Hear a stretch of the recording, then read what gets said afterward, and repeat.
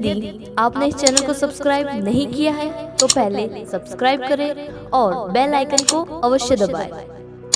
मुझे तो उपवास करना, मैंने गलत काम किया है, आज भोजन नहीं करूंगा। अपने आप को पनिशमेंट दीजिए, कोई दूसरा नहीं देगा, या तो परमात्मा देगा या फिर आप अपने आप को दे सकते हो। हाँ, अगर कोई बड़ा अपराध कर दिया, सरकार की नॉलेज में आ गया, तो ये भी सरकार भी देगी आपको। लेकिन हम खुद अपने आप को पनिशमेंट देने का एक तरीका खोजें और दें उसको कि मुझे आज भोजन नहीं करना, मैंने झूठ बोल दिया, मैंने असत्य भाषण किया है। तो धीरे धीरे फिर क्या होगा, हम इन चीज़ों से बचेंगे और हमारा जीवन बहुत अच्छा होगा। तो एक आधारभूत चीज़ें हैं हमारे जीवन के लिए, और इन सब का निर्माण हम खुद करते हैं। मनुष्य उसके लिए खुद अपने आप में जिम्मेवार है। तो हमें ये समझना है, हमें क्रोध भी नहीं करना। क्रोध जब हम करते हैं तो व्यक्ति पागल हो जाता है, शुभ और अशुभ का उसे बोध नहीं होता। जितने भी ये लोग बड़े बड़े अपराध करते हैं, क्रोध में ही तो करते हैं। तो इसलिए हमने कहा था पहले दिन आपको क्रोध छोड़ दीजिए। अगर आपने क्रोध को छोड़ दिया तो समझना आपके जीवन का बहुत बड़ा एक ऐसा भाग आपने बना लिया जिसके ऊपर आपका बहुत बड़ा शरीर का आधार टिका हुआ है। तो क्रोध सबसे खतरनाक है हमारे लिए। योगीराज श्री कृष्ण ने गीता में कहा कि क्रोध को अगर आप छोड़ देंगे तो आपका जीवन बहुत कुछ संवर जाएगा। नरक के 3 द्वार बताएं, काम, क्रोध और लोभ। तो क्रोध सेंटर में बैठा है, इधर भी मार करता है, इधर भी करता है, दोनों तरफ 2 धारा है उसके अंदर। तो काम, क्रोध, लोभ, ये तीनों शत्रु है, लेकिन क्रोध सबसे बड़ा हमारा शत्रु है, इसका हमें परित्याग करना है। तो आपने संकल्प किया था एक दिन प्रथम दिवस में कि हम आज के बाद क्रोध नहीं करेंगे, किया था या भूल गए? ये तो इंसान की भूल है कि वो हर चीज़ों को भूल जाता है, लेकिन इन चीज़ों को भूलना नहीं। और इस सब के जो मध्य में हमारा कार्य करता है तो योग करता है। इसलिए हम प्रातःकाल की पावन बेला में योगाभ्यास प्राणायाम करते हैं, तो ईश्वर के सानिध्य में जाने की कोशिश करते हैं। तो ईश्वर तो सर्वव्यापक है, लेकिन हमें बोध होना चाहिए ना कि ईश्वर मेरे हर कार्य को देख रहा है। जब तक बोध नहीं होगा तो इंसान तो करता रहेगा।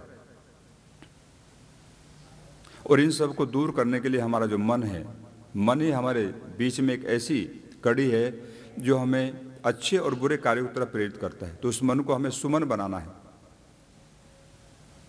सुमन कब बनेगा? जब हम योगाभ्यास प्राणायाम करेंगे, ध्यान करेंगे, चिंतन करेंगे। देखिए, सबसे बड़ा चिंतन है। बैठ करके चिंतन किया करो। चिंता तो बहुत करते हैं, इसलिए तो हाई बीपी हुआ, ब्रेन हेमरेज जैसी प्रॉब्लम हमें क्रिएट क्यों हुई? क्योंकि हमने चिंतन नहीं किया, चिंता की। तो चिंतन से एक नई धारा बहती है। अच्छा चिंतन होगा तो जीवन के अंदर अच्छी धारा बहेगी, हम एक अच्छी ओर बढ़ते हैं। और चिंतन अच्छा नहीं होगा, चिंता करेंगे तो व्यक्ति रोगी होगा, बीमार होगा और संसार से दुखी होकर के चला जाएगा। तो हम मन को कैसे सुमन बनाएं, इसलिए हम प्रयास करते हैं प्रतिदिन यहाँ पर। तो प्रथम अभ्यास हमारा होगा प्राणायाम के रूप में, मृदु भस्त्रिका। सीधे बैठ जाएंगे।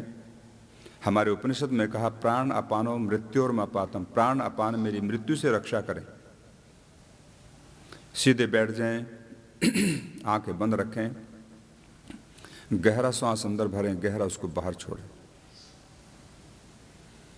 श्वास को अंदर भरते समय मन में एक विचार, एक संकल्प करना है।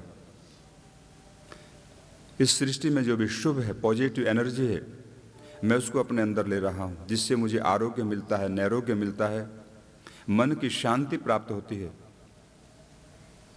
और जिस समय श्वास को बाहर छोड़ें तब भी एक विचार, एक संकल्प करना, मेरे अंदर जो भी कुविचार हैं, नेगेटिव एनर्जी है, रोगाणु, विषाणु जो भी अंदर भरे हुए हैं, उन सबको मैं बाहर छोड़ रहा हूँ। मेरा शरीर परिशुद्ध, निर्मल और पवित्र हो रहा है। कोई भी किसी प्रकार का दोष, विकार इस समय मेरे अंदर नहीं है। हम जैसा विचार करते हैं वैसा ही इंसान बन जाता है।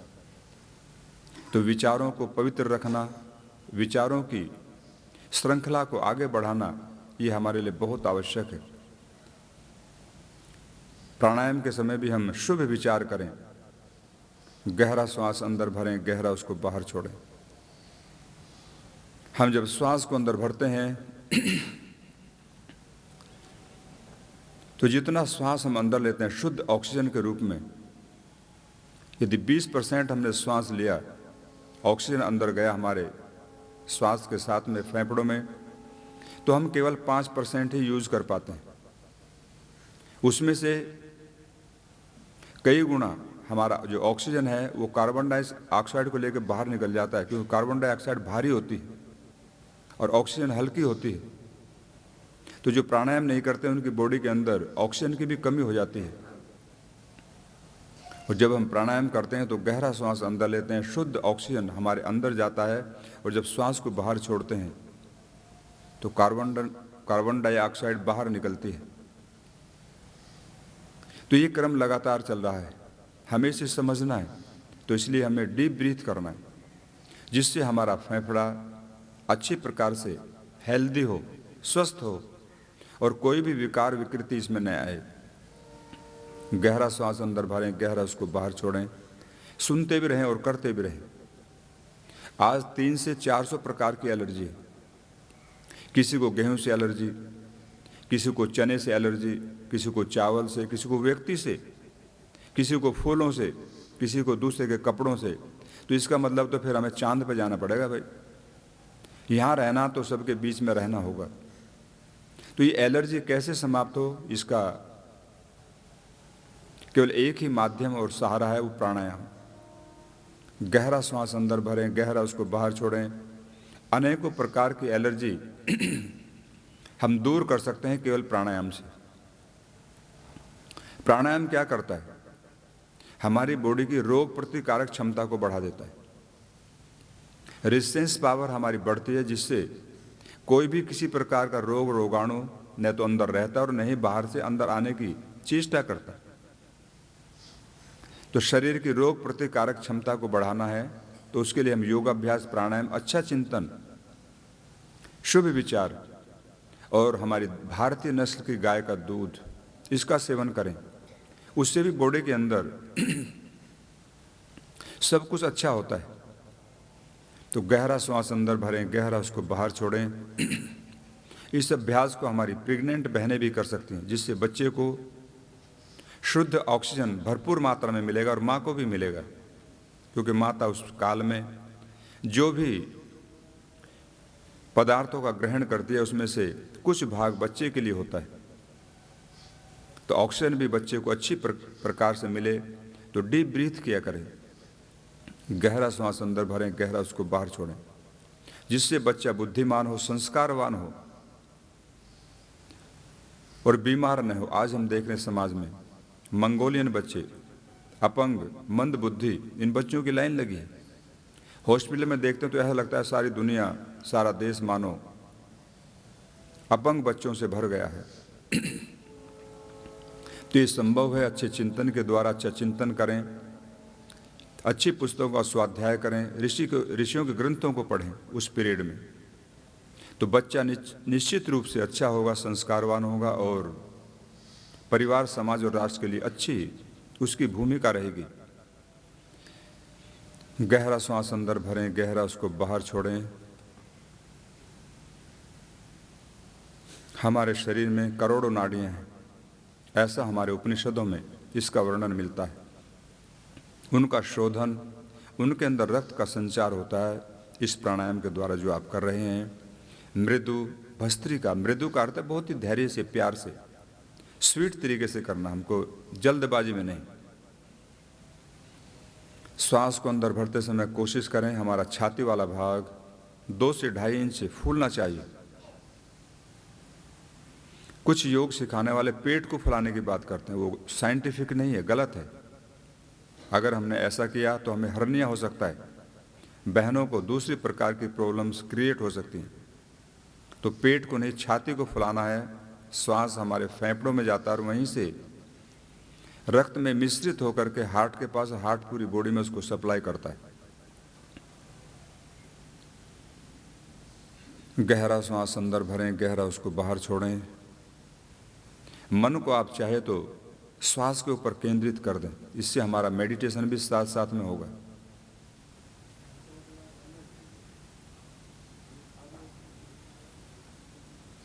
विश्राम। तो एक अभ्यास हम सभी भाई और बहनों ने यहाँ पर किया, मृदु भस्त्रिका। हमारे शरीर के अंदर 10 प्राण काम कर रहे हैं। प्राण, अपान, समान, उदान, व्यान, नाग, कूर्म, कृकल, देवदत्त, धनंजय। और एक प्राण जो धनंजय, ये जब व्यक्ति शरीर को छोड़ देता है या कोई भी प्राणी, तब भी कार्य करता है। शरीर जो फूलता है उसको फुलाने का काम धनंजय प्राण करता है, फुला करके फिर उसको खत्म कर देता है। तो ये जो 10 प्राण हमारे हैं, ये हमारी बॉडी को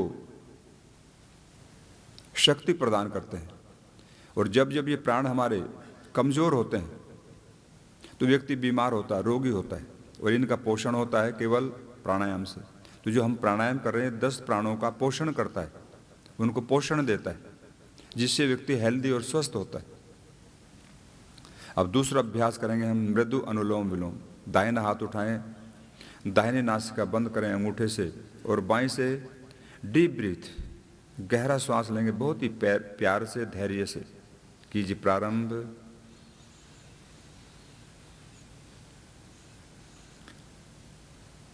जब श्वास अंदर आ जाए तो अनामिका मध्यमा से बाएं नासिका बंद करते हुए दाहिनी से बाहर छोड़ दीजिए। छोड़ना भी बहुत ही प्यार से, धैर्य से। फिर राइट नोस्ट्रल से इसको अंदर लीजिए, इनहेल करें। पेट को फुलाना नहीं, छाती वाला भाग हमारा फूलना चाहिए। और लेफ्ट नोस्ट्रल से इसको एक्सहेल कीजिए। कंटिन्यू कुछ समय हम यही करते रहें। मन को अपने श्वास के ऊपर केंद्रित करें या पॉजिटिव विचार, सकारात्मक चिंतन। जो व्यक्ति सकारात्मक चिंतन करता है वो निश्चित स्वर्ग की ओर जाता है, अच्छी दिशा में बढ़ता है। जो सकारात्मक चिंतन नहीं करते वो नकारात्मकता में जीते हैं, बीमार होते हैं और उनके परिवार के अंदर कभी भी अमन और चैन नहीं होता। तो इसलिए हमें अपने परिवार को, समाज को स्वर्ग में बनाना है, उसका वातावरण। तब हमें सकारात्मक चिंतन करना चाहिए, पॉजिटिव एनर्जी। जो व्यक्ति सकारात्मक चिंतन करते हैं वो खुश रहते हैं, और देखने में आया कि वो कभी बीमार नहीं होते। जो चिड़चिड़े होते हैं, नकारात्मक चिंतन करते हैं, वो हमेशा बीमार देखे गए। आप अपने आसपास के लोगों को देखिए, जो व्यक्ति हमेशा सकारात्मक होते हैं वो खुश रहते हैं और हेल्दी होते हैं, उन्हें कभी कोई बीमारी नहीं होती। कई बार हम कह भी देते हैं पर ये व्यक्ति तो खुश रहता है, इसको कभी कोई बीमारी नहीं होती। तो हमें भी ऐसा ही बनना है, और ये संभव है केवल विचारों के द्वारा, प्राणायाम से, अच्छे साहित्य को पढ़ने से, और हमारी भारतीय नस्ल की गाय का दूध पीने से। गाय का दूध बड़ा सात्विक है, जिससे हमें सात्विक विचार मिलते हैं, सात्विक एनर्जी मिलती है। तो हमें गाय को भी पालना है भाई। हमारे पास जगह नहीं है तो कोई बात नहीं, किसी भी गौशाला में एक गाय को दत्तक ले लीजिए, उसका खर्चा दीजिए महीने में, ताकि हमारी गौमाता का पालन हो और उससे हमें दूध भी प्राप्त हो। गाय की सेवा सर्वोत्तम सेवा है।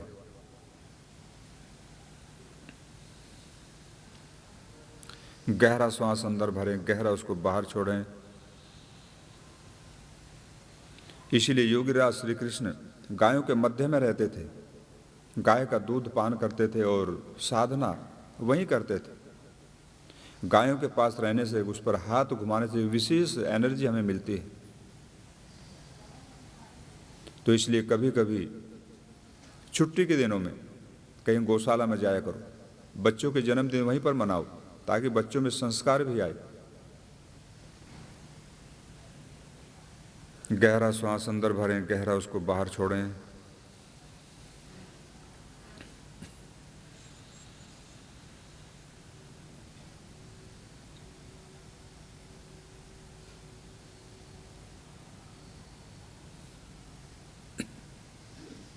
हम कर रहे हैं मृदु अनुलोम विलोम प्राणायाम, बहुत ही धैर्य से, प्यार से।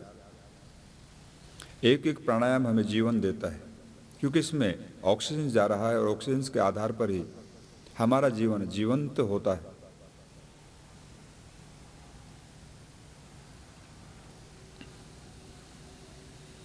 इस प्राणायाम को भी हमारी प्रेग्नेंट बहनें कर सकते हैं।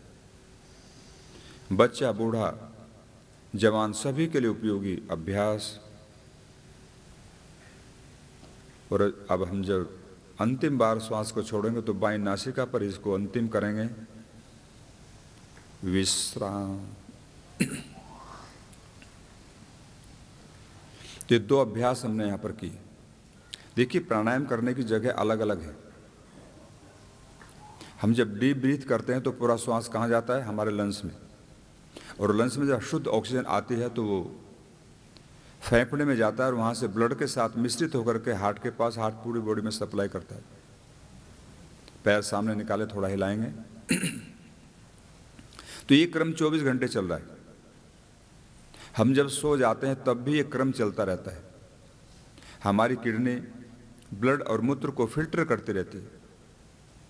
अगर 1 मिनट के लिए भी कोई कार्य रुक जाए तो प्रॉब्लम आ जाए। जैसे एक ऑटोमेटिक प्लांट है, सारा कनेक्टेड है। जो इंजीनियरिंग लाइन के आदमी हैं उनको सबको मालूम है।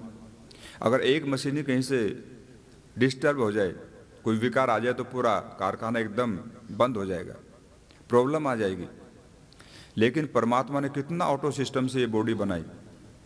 जब इसकी आप एनाटॉमी पर विचार करेंगे, शरीर विज्ञान को पढ़ेंगे, समझे, देखेंगे, तो ऐसा लगता है कि परमात्मा से बड़ा तो साइंटिस्ट कोई नहीं हो सकता।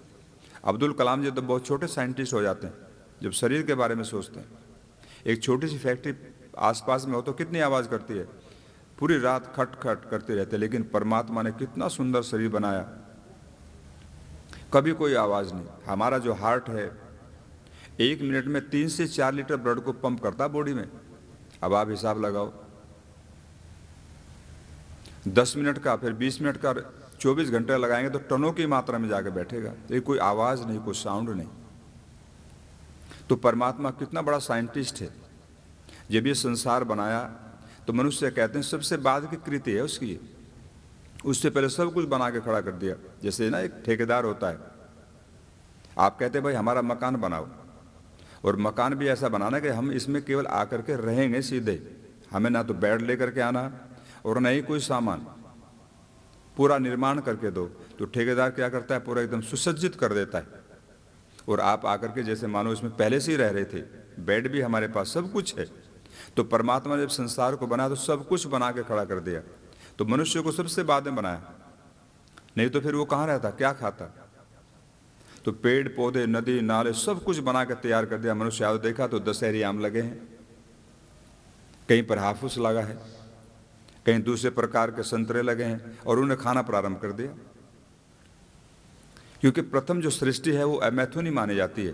परमात्मा ने अंडे से उसका निर्माण किया, कुछ युवा भाई और बहनें उसमें पैदा हुए, और वहीं से फिर ये सृष्टि, प्रथम सृष्टि को बनाने वाला परमात्मा अमैथुनी सृष्टि से था। लेकिन बाद में सृष्टि का प्रवाह कहाँ से आया, बहनों ने शुरू किया। इसलिए इनका भी योगदान कम नहीं है भाई।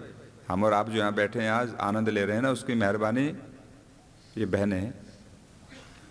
तो सृष्टि को परमात्मा ने बनाया, और कितना सुंदर बनाया आप सोच नहीं सकते। जब मैं गंगोत्री में रहता था तो कई बार ऊंची ऊंची पहाड़ियों पर चढ़ता था और सोचता था कि इसको मुझे पार करना, लेकिन देखते थे उसके बाद में उससे भी बड़ी पहाड़ी आ गई, उसके बाद में उससे भी ऊंची पहाड़ी है। तो लगता था कि नहीं, परमात्मा ने तो श्रृंखला बड़ी लंबी की हुई है, इसको पार करना बड़ा मुश्किल है। कई झरने बह रहे हैं, कहीं जड़ी बूटियाँ खड़ी हैं। एक जगह में एक बार गया तो वहाँ पर फूलों की घाटी ऊपर ही लगभग रही हो कोई 15,000 फीट की हाइट पर, इतने प्रकार के फूल। मुझे विचार आया कि ये परमात्मा, इनको पानी कौन देता है, यहाँ बीज किसने बिखेरा। पहाड़ों पत्थरों के ऊपर ही खड़े हैं। किसान के खेत में एक पत्थर होता है तो हमारे दादा उसको बाहर फेंक दिया करते। मैंने क्यों फेंक रहे हो, बोले फसल को प्रभावित करेगा। अब मैंने कहे तो पहाड़ों पर ही खड़े हैं यहाँ पर, यहाँ तो एक भी बिना पत्थर के कोई जगह नहीं है। तो ये किसकी व्यवस्था, परमात्मा है। तो इसका चिंतन किया करो। थोड़ा पहाड़ी क्षेत्र में घूमे करो कभी कभी जाकर, वहाँ दृश्य देखो। इसलिए मत घूमो कि भाई यहाँ पर तो हम मनोरंजन करने हैं, बल्कि वहाँ पर उस दृश्य को देखो और विचार करो कि परमात्मा ने क्या क्या निर्माण किया, इन पेड़ों को कितने पानी दिया। हमारे गार्डन में जो फूल हैं, माली से कहते हैं भाई पानी लगाओ इनको, तब भी वो कहीं ना कहीं उतने अच्छी तरह से बढ़ते नहीं है। लेकिन वहाँ परमात्मा ने कैसे खड़ा किया, उसका चिंतन किया करो, एक एक चीज़ के बारे में सोचो। तो परमात्मा ने सृष्टि को बनाया और हमारे लिए बनाया।